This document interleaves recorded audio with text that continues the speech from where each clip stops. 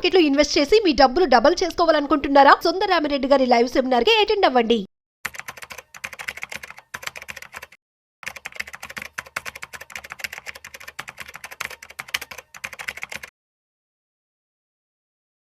నమస్తే, welcome to Suman TV. నేను విష్ణు. ప్రస్తుతంతో పాటు certified wealth manager and certified financial planner Madhavi Reddy గారు ఉన్నారు. మేడంతో మాట్లాడదాం. నమస్తే మాధవిరెడ్డి గారు. నమస్తే అండి. మాధవిరెడ్డి గారు, ఈ ప్రోగ్రామ్ స్టార్ట్ అయ్యే ముందు మీరు ఒక క్లయింట్ కి సంబంధించిన రియల్ టైమ్ సినారియో గురించి తప్పకుండా డిస్కస్ చేద్దామన్నారు. అండ్ అది కూడా అంటే మీకు అంటే మీ మనసును బాగా కదిలించిన విషయం అంటూ కూడా ప్రోగ్రామ్ స్టార్ట్ అయ్యే ముందు మనం డిస్కస్ చేసుకోవడం జరిగింది. ఏంటి అసలు ఆ కేస్ స్టడీ? అంటే ఒక ఫైనాన్షియల్ గా మనం కానీ కరెక్ట్ గా మేనేజ్ చేసుకోపోతే ఎంత వర్స్ట్ సిచ్యువేషన్ లోకి వెళ్ళిపోతామో, అంటే ఇంకా బ్రతకడం కన్నా చనిపోవడమే మంచిది.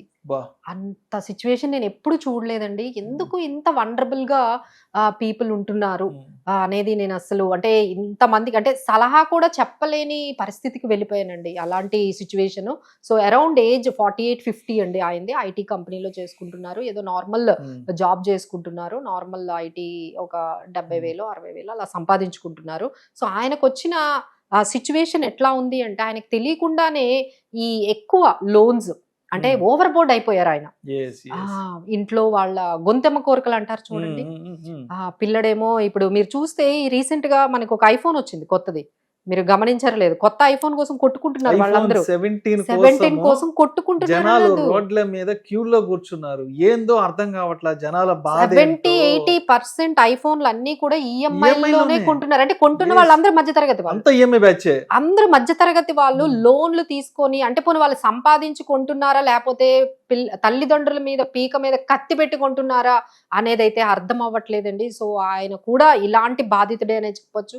సో ఈ పిల్లల కోరికలు తీర్చలేక లేకపోతే ఇంట్లో ఉన్న వాళ్ళ మిగతా ఫ్యామిలీ మెంబర్స్ వాళ్ళ కోరికలు తీర్చలేక ఇలా వాళ్ళకి మించి అంటే లైఫ్ స్టైల్ వాళ్ళకి మించి లైఫ్ షో ఆఫ్ కోసం అన్నమాట. సో వాళ్ళు ప్రతి దాన్ని హెవీగా చేసుకోవడం వల్ల ఇక ఆయన దాదాపుగా ఒక 4-5 పర్సనల్ లోన్లు అండి, తర్వాత 4-5 కార్డ్స్, ఇప్పుడు క్రెడిట్ కార్డ్స్. ఇప్పుడు ఆయన సిచ్యువేషన్ ఎట్లా అయిపోయిందంటే అంటే ఇదంతా ఒక 10 years నుంచి జరుగుతూ ఉండొచ్చు ఆయనకి. ఈ విధంగా అంటే ఆయన సంపాదిస్తున్న దానికి మించి ఆయన అప్పులు చేయడం అనేది మొదలుపెట్టి ఉండొచ్చు. సో ఇప్పుడు సిచ్యువేషన్ ఎలా అయిపోయిందంటే ఆ ఈఎంఐలు తీర్చాలంటే ఇంకో అప్పు తెచ్చుకోవాలి. అంటే ఆయనకు వస్తున్నది 60,000 70,000 అయితే ఆయన ఈఎంఐలు 2 లక్షలు ఉన్నాయండి. 2 లక్షల ఈఎంఐలు కట్టాలి అంటే ఇంట్రెస్ట్లు కానీ బయట నుంచి తెచ్చేసారు, చాలా డబ్బులు తెచ్చారు, గోల్డ్ లోన్లు తెచ్చేశారు, తర్వాత ఈ కార్డ్స్ చేసేసారు, తర్వాత పర్సనల్ లోన్స్ ఉన్నాయి. ఇవన్నీ ఈఎంఐలు ఇంట్రెస్ట్లు కలిపితే 2 లక్షలు ఉన్నాయండి. ఆయన ఎక్కడి నుంచి తెస్తారు? అంటే ఈ 2 లక్షలు ఈ మంత్ గడవాలి అంటే ఆయన ఇంకొక అప్పు తీసుకురావాలి. ఈ అప్పు తీసుకురావాలి అంటే ఆయన ఎక్కడికి వెళ్ళాలి? సో అది పోనీ ఆయన ఏమన్నారంటే, మేడం నాకు ఏదో ఒక సలహా చెప్పండి అంటే, సార్ మీకు ఏదైనా మీకు ఆస్తి ఏమైనా ఉందా అంటే, లేదు ఉంది మేడం, ఊర్లో ఏదో ఉందంటండి, అటువైపు ఆంధ్ర సైడ్ ఏదో ఒక ప్లాట్ ఉందంట, దాన్ని ఎవరు కొంటలేదంట. అది ఒక సమస్యగా ఉందండి, దాన్ని ఎవరు కొంటలేదు. దాని మీద కూడా అప్పు తెచ్చేసాడు ఆయన. దాని మీద కూడా అప్పు తెచ్చేసారండి. గోల్డ్ ఉంటే గోల్డ్ లోన్ల మీద ఎందుకంటే ఎవ్రీ ఇయర్ గడవాలంటే 2 లక్షలు ఎక్కడి నుంచి తీసుకురావాలి? ఏదో ఒకటి అప్పు పెట్టాలి కదా. ఇంట్లో ఉన్న ప్రతి ఆస్తి మీద అప్పు ఉందండి. ఇంట్లో బయట దొరుకుతున్న ప్రతి లోన్ లో కూడా ఉంది. ఇంకా తర్వాత వాళ్ళ వైఫ్ కూడా ఈ మధ్య అంటే క్రెడిట్ ఎలా తెచ్చుకుంటున్నారు, ఇన్ని వేలో తెచ్చుకోవచ్చా అనేది వాళ్ళని చూస్తే అర్థమవుతుందండి. ఒక ముద్రా లోన్ క్రియేట్ చేసి ముద్రా లోన్ మీద ఆమె లోన్లు తెచ్చుకొని ఖర్చు పెట్టుకుంటారు. అప్పులు తెచ్చుకోవడానికి ఎన్ని మార్గాలు అన్ని మార్గాలు అండి. అంటే వాళ్ళు మరి ఎవరు వాళ్ళకి అలాంటి సలహాలు ఇచ్చి ఇలాంటి అప్పులు ఇస్తున్నారు అంటే ఆమెకి ఏం ఇన్కమ్ లేదు. మరి ఎలా వచ్చింది సార్ మీ వైఫ్ కింద అంటే ముద్రా లోన్ అంటండి. అది ఎట్లా తెచ్చుకున్నారో, ఏదో ఒక కంపెనీ లేకపోయినా బిజినెస్ ఉన్నట్టు క్రియేట్ చేసి మీకు లోన్ ఇస్తున్నారు. 3 లక్షలు 4 లక్షల లోను. ఆ 4 లక్షల లోన్ మరి ఈఎంఐ ఎవరు కట్టాలి? ఈయన కట్టాలి. ఈయన కట్టాలి అంటే ఎక్కడి నుంచి తీసుకురావాలి? మళ్ళీ లోన్లు తీసుకోవాలి. సో ఈమె లోన్లు ఆయన లోన్లు మొత్తం కలిపి ఈ విధంగా ఆయనకి ఇదంతా అయిందంటే, అంటే ఏ మిస్టేక్స్ అయితే చేయకూడదు. ఒక ఏజ్కి వచ్చిన తర్వాత ఇంకా పిల్లలు ఇంకా ఎడ్యుకేషన్లోనే ఉన్నారండి. అంటే డిగ్రీ ఫస్ట్ ఇయర్, తర్వాత ఇంజనీరింగ్ ఫస్ట్ ఇయర్, తర్వాత ఇంకొక అమ్మాయి ఏమో ఇంటర్మీడియట్. సో వీళ్ళ ఎడ్యుకేషన్ పరిస్థితి ఏంటి? తర్వాత ఇప్పుడు నేను ఇంకొక సలహా కూడా చెప్పానండి. వాళ్ళు ఒక ఇంట్లో ఉంటారు, అది హోమ్ లోన్ లో ఉంది, బట్ అది అంత హోమ్ లోన్ ఏదో కట్టారంట. అది ఒక 30-40 లక్షలు ఇల్లు అమ్మమంటే ఆమె ఏమో అమ్మితే సూసైడ్ చేసుకుంటా ఉంటుందండి.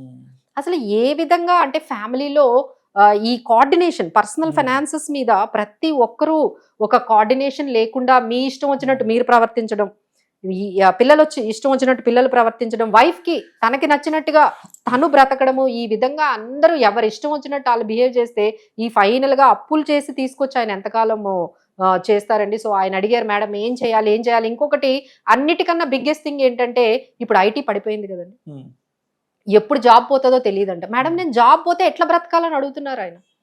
ఇప్పుడు ఆ వచ్చే 50-60 వేలు కూడా రావు, ఇక ఎప్పుడు పోతాయో తెలియదు. రోజు వాళ్ళ ఎంప్లాయీస్ వాళ్ళ ఆఫీస్ లో చెప్తున్నారంట, మేబీ మీకు 2-3 months లో మేము పంపించేయొచ్చు. అసలు నేను బయటకు వెళ్తే ఆ ఏజ్ లో పర్సన్ కి ఏమొస్తుందండి జాబ్. సో అందరు ఇలాంటి మిస్టేక్స్ చేస్తున్నారండి. పర్సనల్ ఫైనాన్సెస్ మీద అసలు లాస్ట్ అంటే ఈ 15 years ఏదైతే ఉందో, 40 సంవత్సరాల నుంచి ఏదైతే ఈ 35 సంవత్సరాల నుంచి మీకు 50 సంవత్సరాల వరకు ఏదైతే టైం ఉంటుందో అది చాలా ఇంపార్టెంట్ అండి. అది తెలుసుకోకుండా వాళ్ళు ఇష్టం వచ్చినట్టు ఇట్లా ఈ ఐఫోన్లు కానీ లేకపోతే ఓవర్ బోర్డ్ అయిపోయి వాళ్ళ శాలరీకి మించి లోన్ల ద్వారా స్పెండ్ చేయడం అనేది అలవాటు అయిపోయిందండి. బాగా ఈఎంఐస్ కి బాగా అలవాటు అయిపోయారు. సో బ్యాంకులు, బయట యాప్స్, కార్డ్స్ రొటేషన్, మళ్ళీ దాన్ని పర్సనల్ గా లోన్లు మళ్ళీ కార్డ్స్ రూపంలో నుంచి మళ్ళీ దాన్ని ఈఎంఐలుగా కన్వర్ట్ చేసి అదేదో పెద్ద సాధించినట్టుగా వాళ్ళందరూ కూడా ఫీల్ అవుతున్నారండి. ఇలా రొటేషన్లు చేసేసి మేము బ్రతికేస్తున్నాము, క్రెడిట్ కార్డులు రొటేషన్ల ద్వారా బ్రతికేస్తున్నాము, అది ఏమీ అచీవ్మెంట్ కాదండి. మీరు లోన్లు పెంచుకుంటూ వెళ్తున్నారు. ఒక్కసారి ఒక్క బ్రేక్ పడి మీ జాబ్ కానీ పక్కకు వెళ్తే అసలు పరిస్థితి ఏంటండి. వాళ్ళకి హెల్త్ ఇన్సూరెన్స్లు ఉండవు. ఎందుకంటే ఈఎంఐలే కడతారా, హెల్త్ ఇన్సూరెన్స్ కడతారా? వాళ్ళ దగ్గర ఒక ఫైనాన్షియల్ అసెట్స్ ఏమీ ఉండవు. ఉన్న ఈ అసెట్స్ అన్ని కూడా ఏవైతే ఫిజికల్ అసెట్స్ ఉన్నాయో అవి దేనికి పనికి రాకుండా ఉంటాయి. సో ఇవన్నీ మిస్టేక్స్ అండి. సో ఇవన్నీ కూడా మీరు గమనించాలి ప్రతి ఒక్కరు. ఒక పర్సనల్ లోన్స్ మనం ఎంతవరకు ఉండాలి, ఎంత లిమిట్ వరకు తీసుకోవాలి, ఎంతవరకు మెయిన్ ఏంటంటే ఫ్యామిలీలో కోఆర్డినేషన్ చాలా మిస్ అయింది. సో ఇదంతటికి నేను ఒకటే చెప్పాను, మీ వాళ్ళందరినీ కూర్చోబెట్టి ఇది నా పరిస్థితి, ఇక్కడ నుంచి నేను ఎక్కడి నుంచి అప్పులు తీసుకురాను, ఏం జరిగితే అది జరిగింది అని చెప్పి మీరు కూర్చోవాల్సింది అని నేను చెప్పానండి. So he saying that madam నాకు ఏమీ అర్థం కావట్లేదు, సూసైడ్ చేసుకోవాల్సిన సిచ్యువేషన్ వచ్చేసిందండి, నాకు ఏం చేసుకోవాలో తెలియట్లేదు, నాకు దీనివల్ల డిజార్డర్స్ కూడా స్టార్ట్ అయ్యాయి అంట ఆయనకి, మెంటల్ డిజార్డర్స్. ఇవన్నీ ఆలోచించి ఇందులో ఎందుకంటే ఇప్పుడు చెయ్యాలి అంటే జాబ్ ఇవ్వరు, ఉన్న జాబ్ ఉండదు, మరి ఈ అప్పులన్నీ ఎవరు తీరుస్తారు, ఇల్లు ఎలా నడుస్తుంది, అసలు ఈ 50 లక్షల అప్పులు ఎలా తీర్చాలి చూడండి ఎంత అది ఏ ఏజ్ లో అండి. ఈ ఏజ్ లో ఎవరైనా ప్రశాంతంగా ఉండాలి అనుకునే ఏజ్ లో ఇప్పుడు ఇంత బర్డెన్ తో ముందుకు వెళ్తున్నారంటే కేవలం పర్సనల్ ఫైనాన్సెస్ ని కరెక్ట్ గా మేనేజ్ చేసుకోకపోవడం వల్ల, తర్వాత ఉన్న మనకి ఏదైతే ఫైనాన్షియల్ ప్లానింగ్ ఉందో దాని మీద అవేర్నెస్ లేకపోవడం వల్ల ఈ డెట్ మేనేజ్మెంట్, అసెట్ మేనేజ్మెంట్ చిన్న చిన్న మిస్టేక్సే అనుకుంటారండి అందరూ కూడా. ఏముందిలే ఇంకా టైం ఉంది అంటారు, టైం అంటూ ఏమి ఉండదండి. ఇప్పుడు మనం చూస్తున్నాం కదా ఐటీలో జరుగుతున్న బీభత్సం అయితే చూస్తున్నాము. ఎప్పుడు జాబ్స్ ఉంటాయో తెలియదు.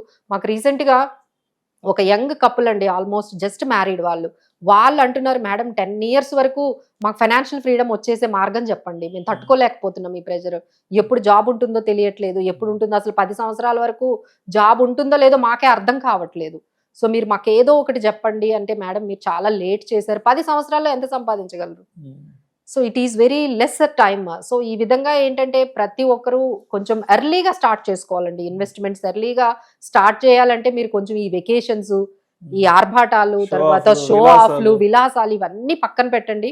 ఎందుకంటే ఈ స్పాన్ అనేది చాలా చిన్నదైపోయిందండి. అప్పట్లో జాబ్ అంటే 60 years వరకు ఉండేదండి, ఇప్పుడు అది 50 years వచ్చేసింది.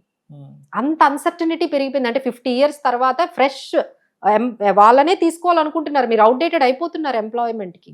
50 years తర్వాత మీకు అంటే జల్సాలు, షో ఆఫ్లు ఎలా అయిపోయినాయి అంటే మేడం, అవును యూట్యూబ్, ఇన్స్టాగ్రామ్ లో చూస్తే అవును ఏదో శుక్రవారం ఏదో లక్ష్మీ పూజను కూడా చాలా కమర్షియల్ గా ఎస్పెషల్ లాస్ట్ శ్రావణ మాసంలో చూస్తే వరలక్ష్మి పూజని ఏదో ఇంట్లో గుట్టుగా అందరూ కూర్చొని జరుపుకోవాల్సిన ఫెస్టివల్స్ ని, పూజలకి షాపింగ్ ఆ పూజలకి వచ్చే వాళ్ళకి రిటర్న్ గిఫ్ట్ షాపింగ్ అని, దానికి పెద్ద పెద్ద ఇంట్లో సెట్లు వేసుకోవడము, ఎక్కడెక్కడ జనాలందరిని పిలుచుకొని వాళ్ళకి వాయినాలు ఇచ్చుకోవడం, ఒక 5గురికి ఇచ్చుకుంటే సరిపోదండి, 30 మందిని భోజనాలకు పిలవడం కూడా, దానికి మళ్ళీ 20-30 మందికి భోజనాలు పెట్టుకోవడము, పెద్ద పెద్ద కెమెరాలు పెట్టి షూటింగ్, నేనైతే ఆశ్చర్యపోయాను, మళ్ళీ వీడియోలు అప్లోడ్ చేయడము, అయిపోతుంది. ఎంత సేపటికి కొంపలో జరిగే ప్రతి విషయాన్ని జనాలకు చూపించుకోవాలి. అసలు నేను ఒకసారి, మీరు ఏం ఎక్స్పెక్ట్ చేస్తారు, ఎవరైనా నన్ను ఇట్లా పిలిచారనుకోండి, వాళ్ళ ఇంట్లోకి వెళ్ళగానే ఈ స్టూడియోకి వచ్చినట్టు ఫీలింగ్ అండి. ఒక కెమెరా ఉంది, కెమెరా మ్యాన్ ఉన్నారు, లైటింగ్స్ ఉన్నాయి, నేను ఎక్కడికి వచ్చాను అని నాకే ఆశ్చర్యం వేసింది. మేడం మేము వచ్చిన వాళ్ళందరి కోసం షూట్ అరేంజ్ చేసామండి అని. ఏ పండుగ వదలట్లేదు మరి ఇళ్లలో అసలు ఆడవాళ్ళు షూట్ అయితే ఎంత ఏంటండి దారుణంగా పండగలకి తయారైతే. షూటింగ్? అంటే నిజంగా మేడం ఇవన్నీ చూస్తుంటే ఆ ఇళ్లలో మగవాళ్ళు ఎంత మగవాళ్ళు సంపాదిస్తున్నారు, నిజంగా చాలా ఎంత సఫర్ అవుతున్నారండి. సంపాదిస్తున్నారు, ఏంట్రా లేదండి బాబు? వాళ్ళందరూ కూడా అప్పులు చేసే ఆ. వాళ్ళు ఈ గొంతెమ్మ కోరికలన్నీ తీరుస్తున్నారు. ఎవరికి కూడా ప్రశాంతత అయితే లేదండి ఈ పర్టికులర్ ఏదైతే జరుగుతుందో. బట్ మేమందరం సలహా ఇచ్చేది ఏంటంటే ప్లీజ్ డిస్కస్. మీకున్న సిచ్యువేషన్ ఏంటో ఇంట్లో ఆడవాళ్ళకి చెప్పండి, మీకున్న కష్టాలు ఏంటో, మనకున్న ఫైనాన్షియల్ సిచ్యువేషన్ ఏంటో, మనకున్న అప్పులు ఏంటో, ఆస్తులు ఏంటో, మనకున్న రెస్పాన్సిబిలిటీస్ ఏంటో, అసలు మన బడ్జెట్ ఏంటో, బడ్జెట్ లో ఉండడం ఎలానో కూడా ఎవరికి తెలియట్లేదు. 60,000 తెచ్చుకుంటే 1,00,000 రూపాయలు ఖర్చు ఎన్ని రోజులు భరిస్తారండి మీరు? 1,00,000 రూపాయలు ఖర్చు ఎట్లా భరిస్తారు? 60,000 తెచ్చుకొని, అంటే ఈ 40,000 ఎవ్రీ మంత్ 40,000 అంటే సంవత్సరానికి ఎంత అప్పు అవుతుంది? దాని మీద వడ్డీతో కలిపి ఎంత అప్పు అవుతుంది? సో ఈ విధంగా వాళ్ళు అలా అప్పులన్నీ పెంచుకుంటూ వెళ్ళిపోతున్నారంటే ఒక దగ్గరకు వచ్చిన తర్వాత కంప్లీట్ గా ఫ్యామిలీ బ్రేక్ డౌన్ అనేది కంప్లీట్ గా అన్ని ఫ్యామిలీస్ అండి, అన్ని ఫ్యామిలీస్. నాట్ ఓన్లీ దట్, మీరు 10 తీసుకుంటే 9 ఇలానే ఉన్నాయి. మాకు వచ్చిన ప్రతి క్లయింట్ చెప్తున్నవి ఇదే అండి. రీసెంట్ గా నేనైతే ఒక ఇది కూడా షేర్ చేయాలి.